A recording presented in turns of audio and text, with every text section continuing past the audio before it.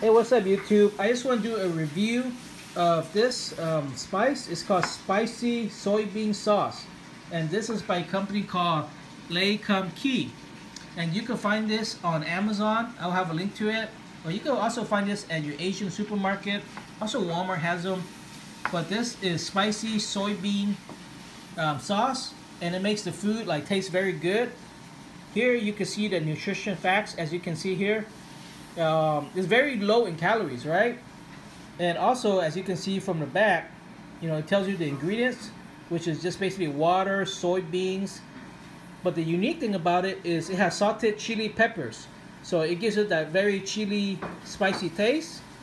And you don't have to use too much of it. When you cook something, just use just use half a teaspoon, and then taste the food. If you want more, you can add the full teaspoon, but usually you don't have to add too much, because a little bit goes a long way. And this brand here, Key, and I'll put in the video description some more Key products, but Key is very good. Okay, it's a famous brand, and it's a Hong Kong brand, but it's shipped international, so you could buy this on Amazon, and you could buy this anywhere really.